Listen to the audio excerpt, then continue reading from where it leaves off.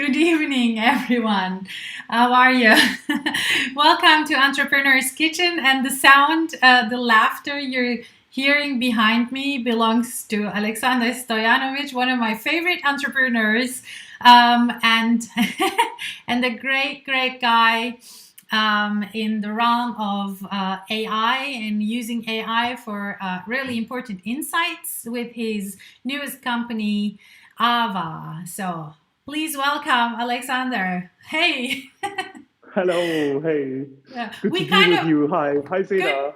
Great to be with you too, Alexander. We kind of know your kitchen a little bit from a Yes, yes, different yes, I angle. know. Mhm. So, because you're married to another awesome entrepreneur, Steffi Grauer, who we had here at the Entrepreneur's Kitchen last week, and I'm Yes. really happy that we can host you tonight.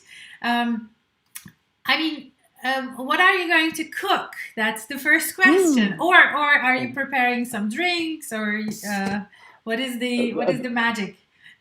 so it depends a little bit, like on how you on how you perceive the texture. But in my opinion, this is not a drink.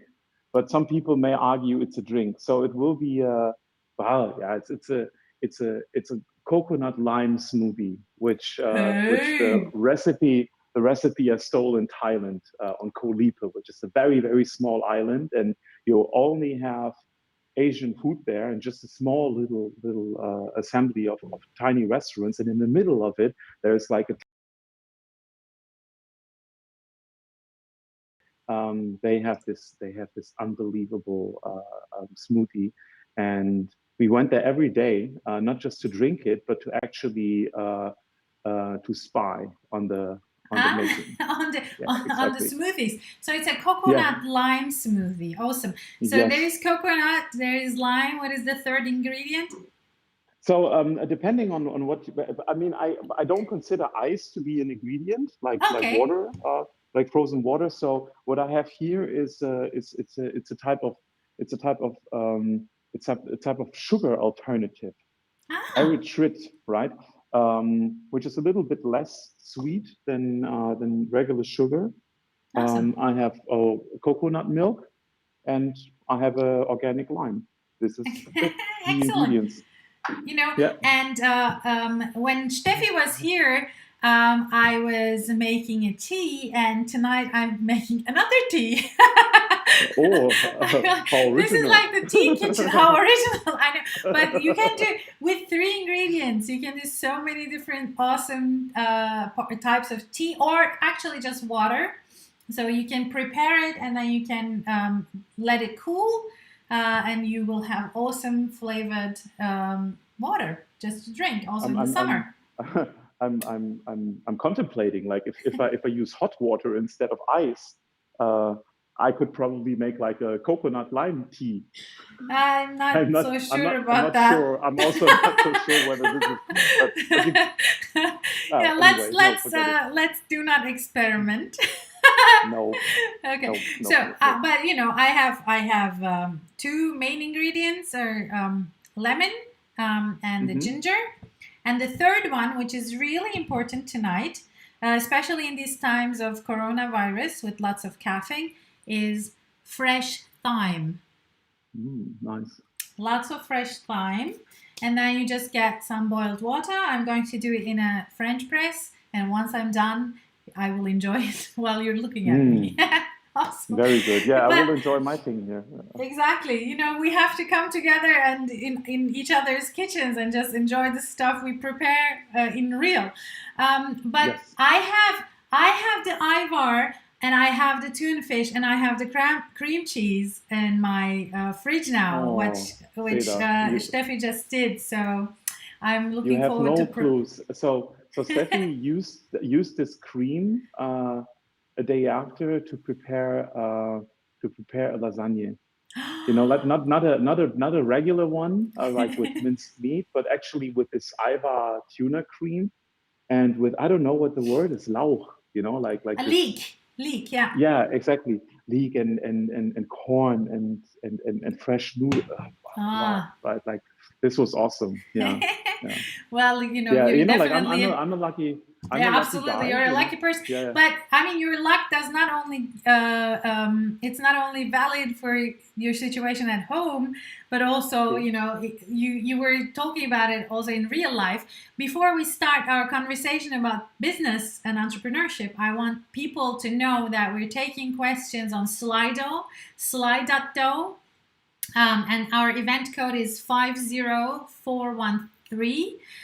So, guys, just get your cell phones out and ask whatever you want to, because I'm sure there will be a lot of material tonight once we start talking.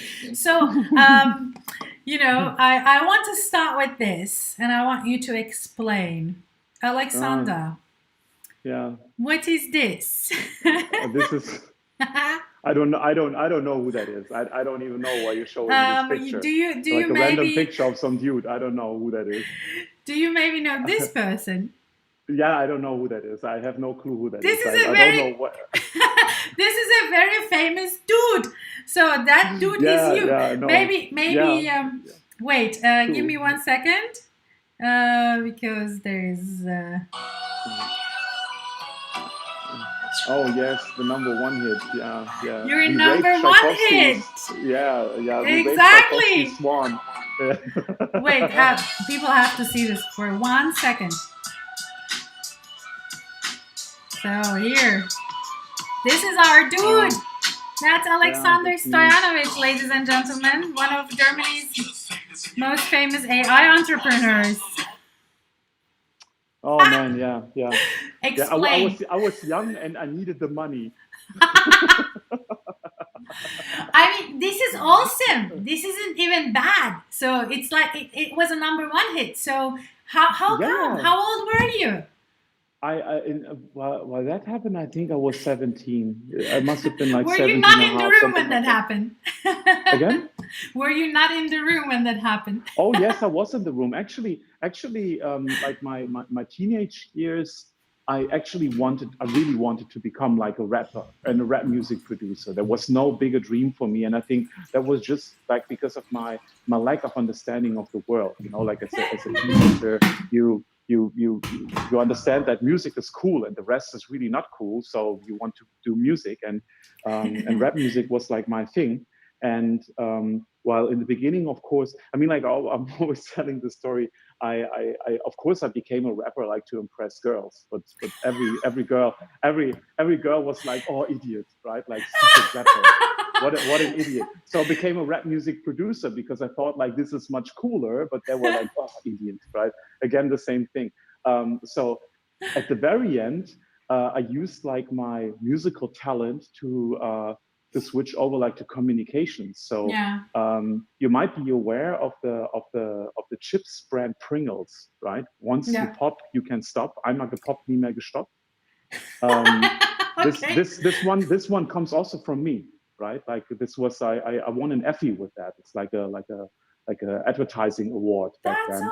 So awesome. like a large advertising agency called us. We were already like successful with what we did, and they had an issue because their customer was telling them it was not credible what they created, like Yeah. as you know, like as an advertising campaign. So Were you doing um, when I mean in your rapper career? Were you doing also live concerts and stuff, or were you oh just a yes, oh, oh okay, yes. okay. Well, in the beginning, when I was still like more like a teenager, at later points, and that was like when I became a rap music producer, I uh, I I figured out that I feel much more secure and much better behind the scenes, But organizing things. Yeah. why did you switch careers? I mean, you could have switched the music direction.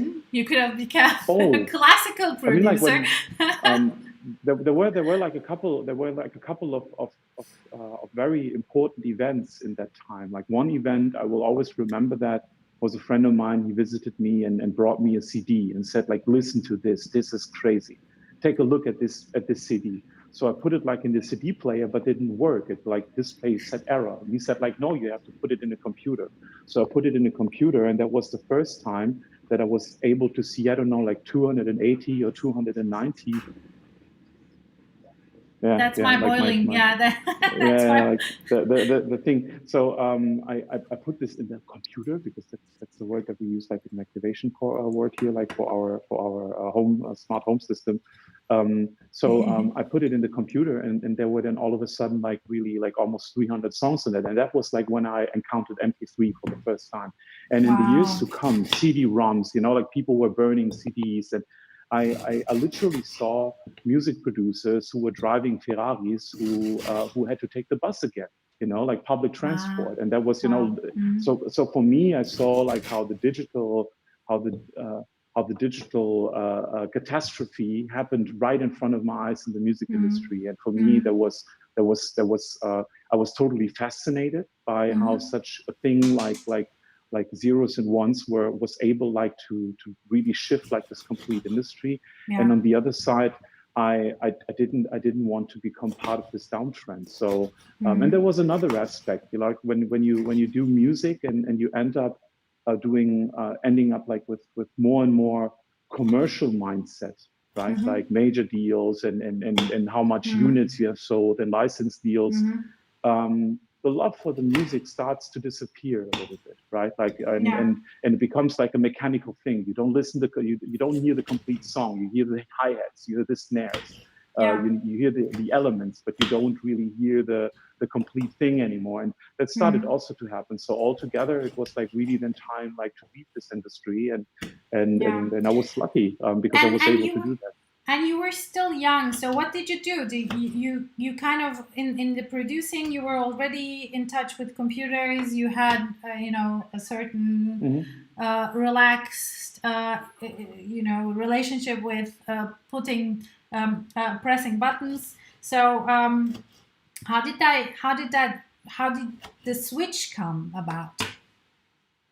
Well, the switch was a deliberate decision. I saw what happened, and I deliberately started looking for opportunities Mm-hmm. in which in which the like all of these things like internet and websites and like all of these kind of things were relevant, and I was lucky to on one side because we have worked and also like for the advertising industry. I was lucky to somehow end up in a digital slash cross media agency where Mm-hmm. Steffi, my wife, was the creative director by that time, and so Ah, we both were responsible. She as a creative director and myself as like the project manager, even though I have to say I had no clue at all over what I was doing. I was like creating catastrophes minute by minute, but that was not so important in that time because like nobody had a clue and everybody was hired. So I was yeah, lucky, but that was the Expo 2000, the start of the millennium, of the digital millennium, and Steffi and I were like really in the front seats when that's all really of that cool. started rolling, and Mm. yeah, And when so that was you yeah. were inside of this, newly emerging movement, Yeah. so to speak, and actually the disruption was already happening around you, um, were you aware that this was a Wow. Wow. were you aware that this was a particular moment in history? Were you aware that if you just hold your breath long enough that then you can just be one of the winners of this whole thing? Well, the digital thing was emerging, and I was not thinking in these categories. The same thing Mm, was also like in the music industry. This was not about becoming rich or something. Like yeah. it was really like a very um, I don't know what the right word for that is. Like but a very natural move. Mm, Like and there was an interest and there was there was the idea, like that you could do something in this field.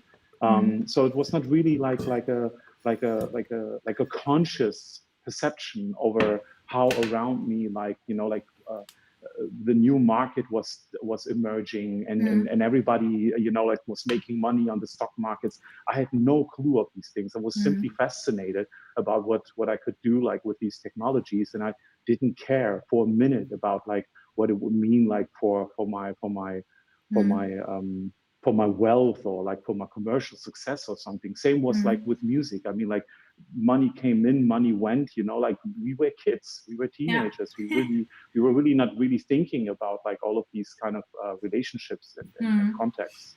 So But I I mean, was to some extent blind. Yeah. even if you were not thinking about those things, you were very successful from the very beginning on. Do you believe that there is something like a business instinct? Is that a talent that you carry with you? Because I I was mean, recently, you yeah. were 17 when you started your first business. You were 20 when you sold it already, and then you kept starting and selling businesses. And how old are you now? You're still quite young, and you're in like how many seventh venture? Yeah, I'm 42, Uh, and it feels to me somehow as if I lived like 7 lives already. yeah, I know. All, you know, like Yeah, with their all respective end bosses, you know, almost like levels. But yeah. um, a friend of mine recently also asked me like what it is, and we were talking like for hours, and maybe there is one thing about the fact that I'm not a native German, right? Like you Hmm. can hear it by my name, Aleksandar Stojanovic. My mom is from Macedonia, and my dad is from Serbia, and they both came to Germany looking for something. My mom was looking for really like an existence, you know, Hmm. like a. There was nothing that could have been given to her because she was like I think the 13th of 14 daughters, and you know like Oh goodbye. wow. There's nothing Hmm. for you, Hmm. and my dad on the other side an adventurer, right? Like he found it interesting, like to come to Germany and to figure out like what to do. So in both cases, it was looking for something, and maybe that was something that was so to say laid into my cradle as well, because you Hmm. know like I never felt uh, any type of borders Hmm. imposed on me. You know, like Hmm. if I wanted it, I could have become an astronaut. You know, like I might not Yeah. look like it, but if I made it, if I sometimes it feels to me if I would have made that decision that this would have been like what I wanted to do, then I would have approached this goal without no fear. Yeah. And I think that maybe comes from the fact that there was a search, you know, like also like in the path of my parents, which they somehow transferred to me. I don't know. So But it was, Alexander, as I that said, like, also means that you have a certain attitude towards making mistakes and failing. Because, I mean, yeah, if you I'm a professional in that. Yeah. well, If I can do one thing really good, then it's making mistakes. Yeah. yeah. Well, but then I mean, what is your do you have a I actually, to be honest, I never believed that anybody would deliberately want to make a mistake, right? You actually never. It's like Of course not. Yeah. yeah. But how do you deal with it if you fuck up big time? Well, uh, it really depends, right? Like if it's something that really is just like it's just like a mistake that influences like yourself and you know like maybe has an impact or influence on your lifestyle and all of that, then I don't care too much, right? Mm, It is something that happens, and you stand up, you know, like. But it is a different thing, of course. Like if the decisions that you make and you haven't thought them through thoroughly and or have not, you know, like prepared things well, and all of a sudden other people who are dependent on you, whether directly or indirectly, suffer from your like your mistakes. This mm, is a different thing. This is really like a line, and it's not a really like a fine line. It's a very thick line, and you see it. mm, So it makes a difference, like whether the impact of your actions can be taken back. Of course, you mm. know, like usually most things in life where you make mistakes, you can still take them back, right? It might Yeah. not be always perfect, but usually it is like that. But there are some decisions that you do you cannot take back. So these are the decisions where I take more time. But aside of that, I'm rather, you know, like Mm. almost playful about like trying things Yeah. and working with concepts. Yeah. I think that's a very musician mindset, though. I mean, sometimes you Yeah. just go on stage and you're like, okay, I'll figure out as I go. And if you make a mistake, you're like, oh, that too bad. I didn't work so much. Yeah. And then you just Yeah. stand up and do. And other people, of course, take very little mistakes as something that's really, really dramatic, which is a big problem. But if you're an entrepreneur, probably it's a more healthy way to just, you know, stand up and go on. And but I mean, there are also people. We were just talking about some clubs, some old clubs we're both members of. Um, when you sometimes see people who have been doing the same thing for 40, 50 years, do you think Mm. that's going to be true in the future as well? Is there any job that where people will just stay as they started in the It future? maybe depends. It depends like how you define your job, or Mm-hmm. how you define job as a concept. If you do it on a, let's say, more meta level, right? Like symbol analytics, like people who are working with concepts, who are working with ideas. Whether you're a creative person, whether you're a consultant, whether you're a strategist, whether you're like an architect. Like you have to think structurally about stuff.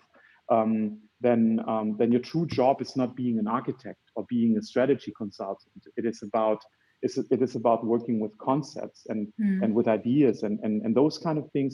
If you define like this meta level as a job, then I don't think that you will really have an issue. But if you Mm-hmm. define job as a very specific method of doing something, like the way how you grab one piece and put it there, or how you turn something, or like repetitive things. So then of course, like, we will see changes, as we always did. Like nobody needs I mean, like, it is nice Mm-hmm. to have something that is manually woven, but usually nobody is really interested in someone who's sitting there, like weaving Yeah, fabrics, right? Like, yeah, so jobs change. This is, I absolutely. think, and something and that's normal. which is bringing me to our topic on AVA. But before we move on to AVA, you have a couple of really cool questions on Slido already. So people, All right, if you want to ask questions around I'll be right back. wrapping an AI. No, I just need to get some Oh, okay. So you're empties. not. Otherwise, yeah, yeah, yeah. Excellent. I'm not You're running not. away from you. Yeah. You're not running away from the questions. No, no, no, Awesome. no. So okay. The question here, I really like it very much. Can you still spit a few bars of rap? Oh, actually, I didn't prepare for that at all. And I, That's I, a I will I will musician give it thing a to be thought. prepared. Yeah, I will give it a thought. Like, Yeah. I need to come up with some rhymes and yeah, Awesome. coming up with, yeah. So, like, Yeah, give me perfect. So give me a couple of minutes. Yeah, yeah, it's I will going think to be about in it. the back of your head, so you won't be Yeah, able yeah, to like that. concentrate on anything else Hopefully, from now yeah. on. Okay. Are you still in touch with other rappers you hung out with? What are they doing? Oh, this is a crazy question. Recently, I saw a video of one of the rappers that I have been working with. He was trying to convince Angela Merkel to convert to Islam, because he's now part, like, of a super religious Muslim. I don't know. And another. Hey, Nico, where are you? It's my cat. Um, but generally speaking, no.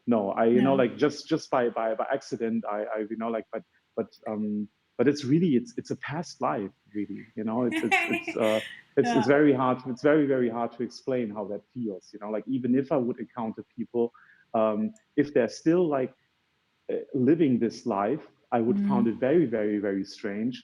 And if they're mm. not living their life, they will probably do something that is so different that it would, like, be interesting to sit down, but it would, like, be like two people who discussing, like, history, right? Like, Yeah, it's, absolutely. Well, yeah, it's like, no, going back to your school and having a, 20th anniversary of exactly, whatever. Yeah. exactly, yeah, Yeah. yeah. That's hilarious. Um, when did you become interested in technology?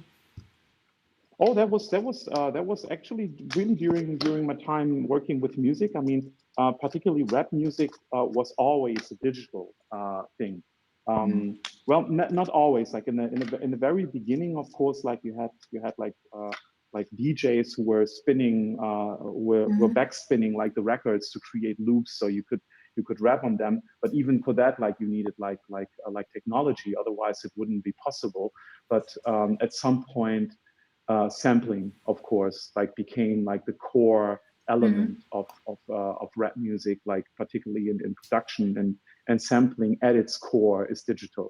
mm, Of course, like back then, you had things like Mellotron, like where the Beatles were playing with, but this was not really the type of technology that were used. And then in the studios, in the audio studios, the time when I worked, like it was really the time when digital was replacing analog, right? Like before you had like tape recorders with 24 yeah. tracks.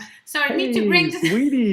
need to bring the doggy out. Oh, Doggy bomb. nice. Yeah, sorry. Yeah. He needs to go Yeah, out. I He would have just came loved to, in. to show you Yeah. Neko, but he would scratch me for sure. Yeah.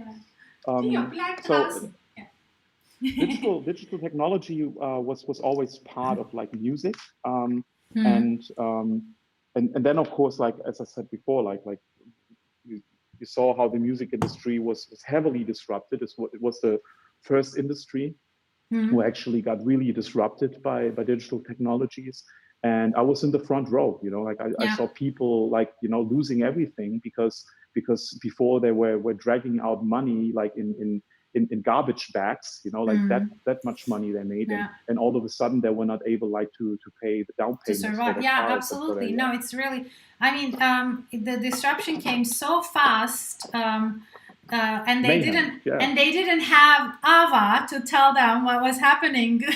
Yeah, I don't think that AVA would have been like the solution for this. But generally speaking, yeah, some people saw it coming Mm. also in that time, and was oh, I'm doing something wrong here. Wait a minute. It's okay. Delete. Ah, Okay. complicated. Men and kitchen machines. I love this. Okay, this Don't I mean break this it. this looks stable now. Okay, Okay. I think it might I'm explode, looking right? forward to the moment Bang. when you press Yeah. exactly. So this is going to be an explosion. But Be- hey, black kitchen before, white kitchen after. exactly. Yeah. But let's talk about Ava Yeah.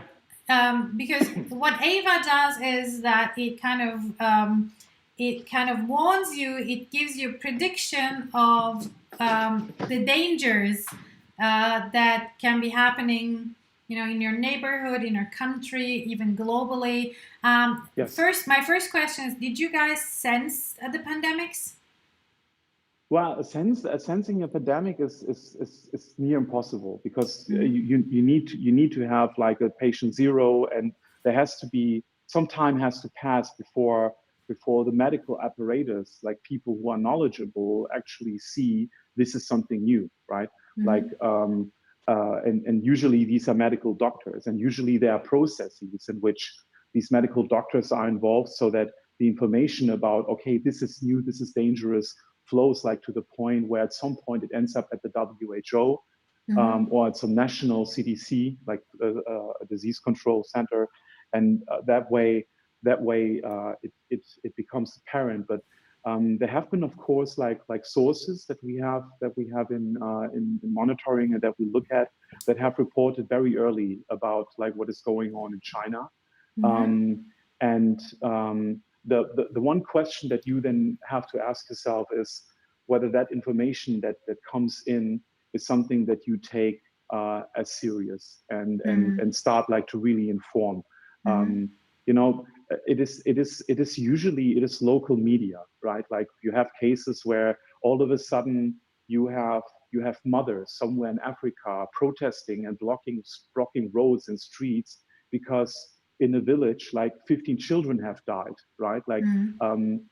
until the actual information that there is like an epidemic or maybe even a developing pandemic in that area happening, you already had like the civil reaction to Yeah, all of what happened. exactly. And these civil reactions sometimes can allow you to understand what is going on there and take further measures. But at some point, you need professionals to be involved to actually send out reports and say, okay, like here we have something that is very But dangerous. how do you, in such a case, I mean, in the case of also AVA, and I know a couple of use cases, and I know the inspirational, tragic story at South by Southwest, how it all started for you. Maybe you just wrap it in a couple of words so people can also hear. Rapid. But awesome. But how do you know the data Can you hear me? I can hear you. Yeah? Can you hear me? Excellent. Yeah. Okay. Awesome. How do you know that the data you're relying on, where does the data come from? My first question, and then my second question would be, how do you know that it's actually reliable information? If it's public, if it's public information. Yeah, the sources that we have, they vary a lot. So the thing that comes to mind to most people, of course, is Twitter. Somebody's posting, oh, mass shooting at a Walmart. We fetch it, we put it like into the system. But the sources are many. Aside of that, we are looking at local and regional, national and international news media. Usually, the more local you get, the earlier you are. Usually, Interesting. we are looking at professional intelligence providers. There are like a couple of companies that are already like collecting information from all over the world through intelligence networks, through connections like to the local police, etc. So if you're working, for example, for a corporation, and they send you like on a business trip, sometimes you get an email an evening before you travel. They will tell you how to behave and all of these kind of things. So there are companies who are already collecting this information, and we get these alerts and this information from these companies as well. We can take in sensors, we can, like cameras that are connected like to computer vision systems, where like a camera is capable of understanding that one person is fighting against the other person, or somebody's pulling out a gun from a bag or something. We're not developing these algorithms ourselves. There's like a huge market of companies building these type of technologies. But if such a camera, if such a sensor detects something, it can send a ping to our system. And our system is actually just collecting, so to say, information on what happened, where it happened, and when it happened. And then we have like two additional components, which one is trustworthiness and the other one is probability. So you can think of AVA as a large database that is operating a type of non-sequential conveyor belt. So when an alert comes in, or a message report from whatever source it comes from, it falls on this conveyor belt, and there are services along the conveyor belt taking this report and looking at it. So asking the question, for example, when did something happen? And we have problems like this. Earthquake strikes 22 kilometers southeast of Salina Cruz 22 minutes ago. Now, the root verb of the sentence is strikes, which is present.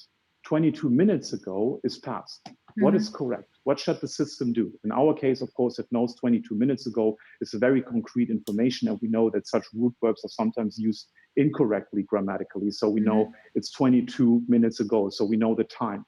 The location, we have problems like mass shooting at a Walmart at King Street.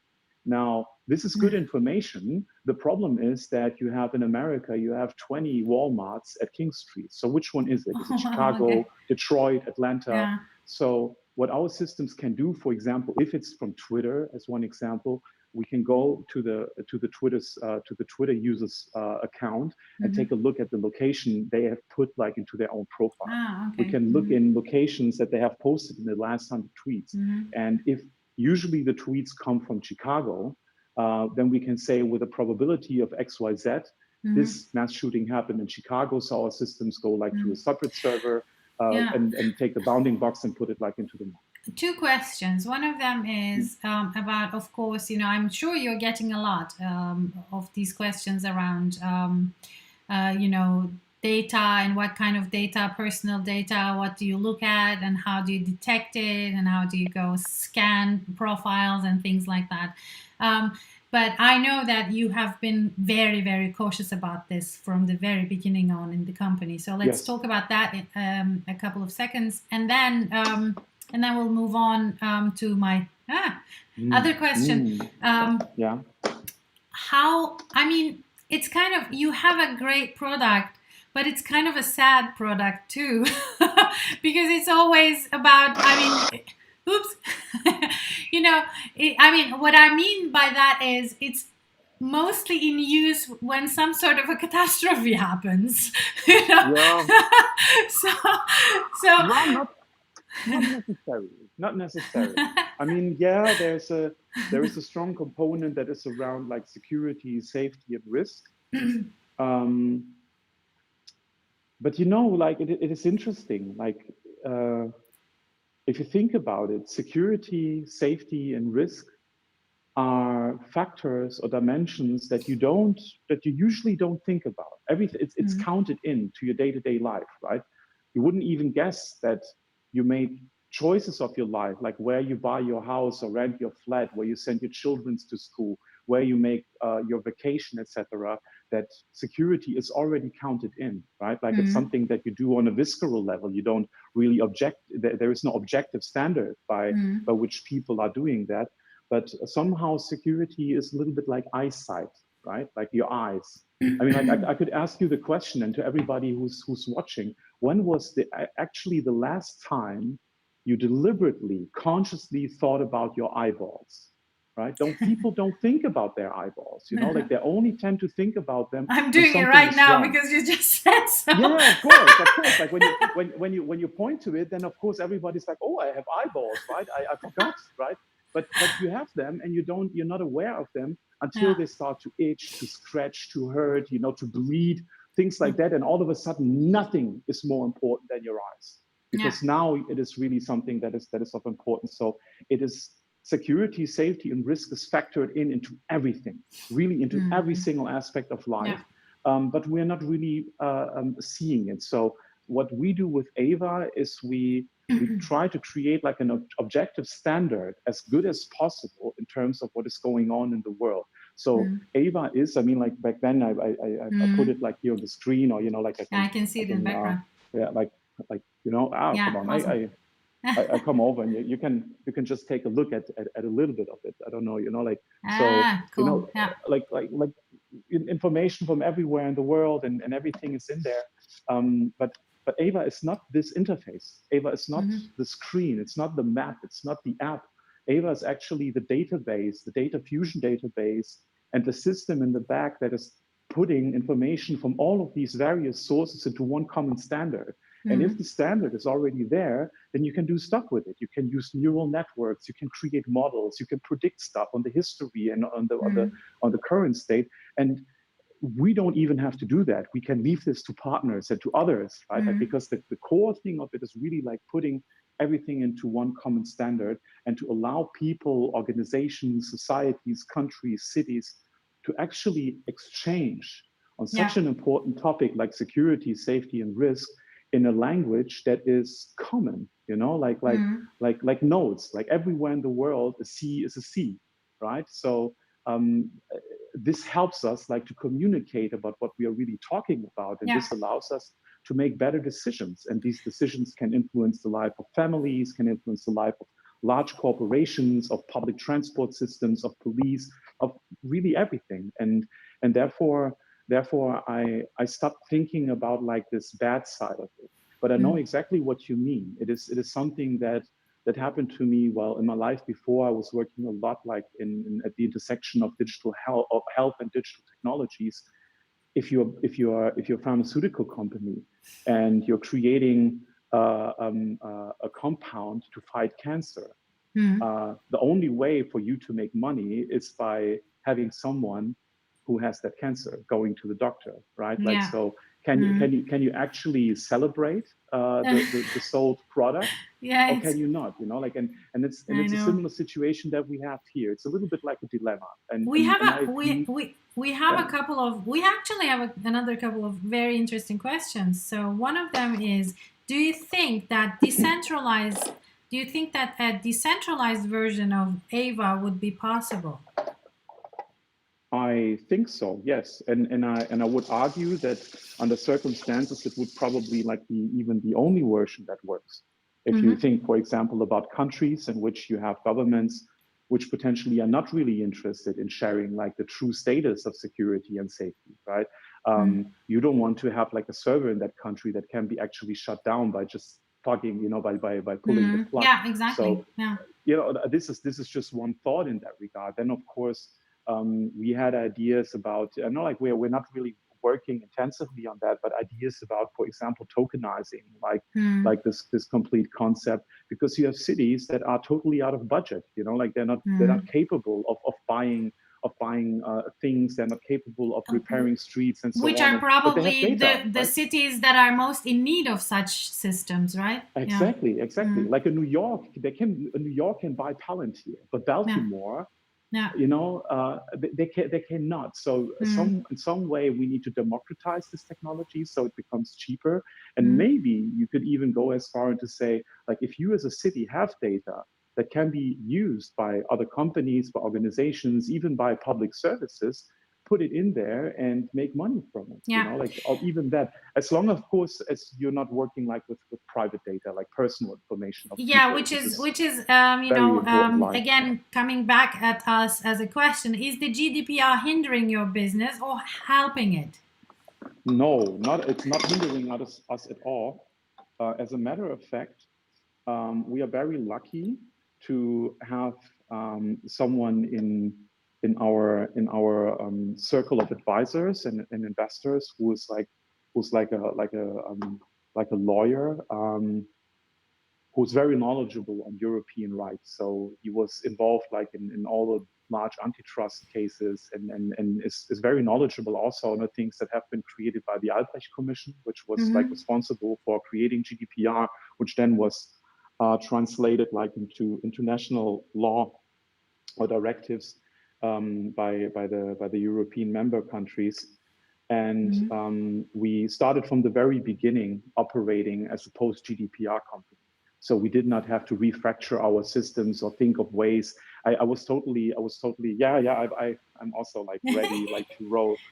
Um, I was totally happy when Sasha, my co-founder, and Mm-hmm. definitely the smarter half of the brain of AVA, whereby we together are just maybe like two tiny pieces within the brain of AVA. The true smart people, like, really are the wonderful women and men that work in our company, and that like drive this thing Mm-hmm. forward, like in both Serbia, Germany, and UK.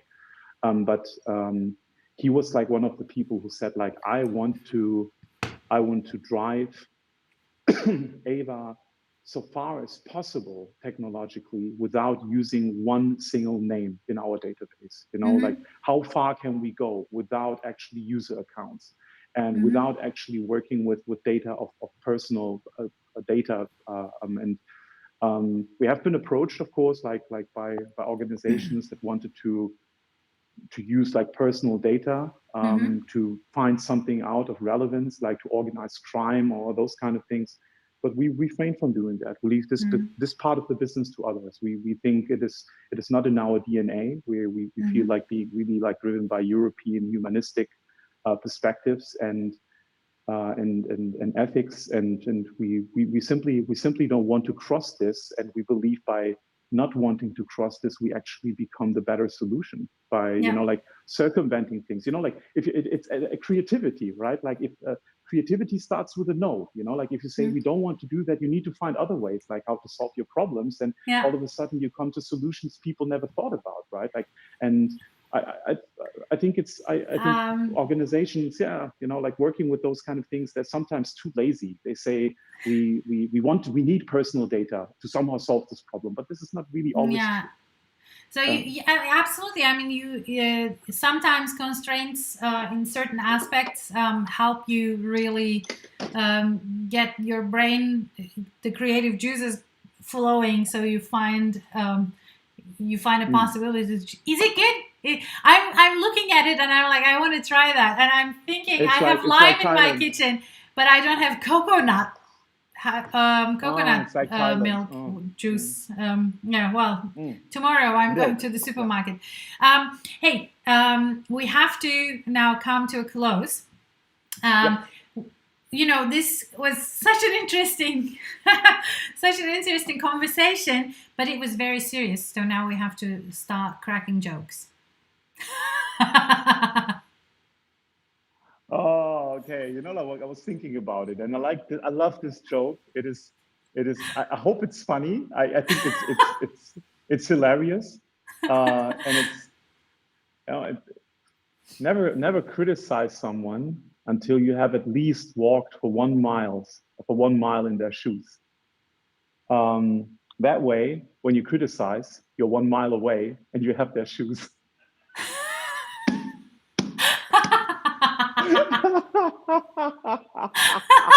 I think this is hilarious. Well done. This one is awesome, and it really works if you think about it. Yeah, try to get away as fast Yeah, as you can exactly. before you could. Absolutely. Well, that's really cool. I have one too. My jokes are famous for not being really funny, but I'm hoping that you're going to laugh. Yesterday, we had a profiler in the in Entrepreneur's Kitchen. He was like, "Sorry."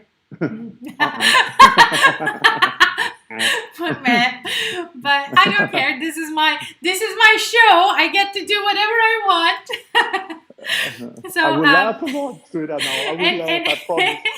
And my guests have to laugh, otherwise I won't invite them back. So you're like not even looking at me right now. Okay. No, this wasn't the Did joke. you already tell the joke? No, this wasn't the joke. Joke is coming now. This wasn't even the joke. Okay. Joke is less funny. Well, okay. Why can't a bicycle stand on its own?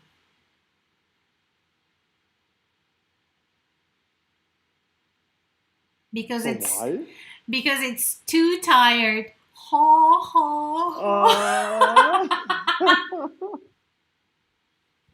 Alexander, I'm hoping that you still like me. Are we still friends? It's a stupid joke, but it's a funny joke, nevertheless. I know. I love it. It's good. That was my daughter.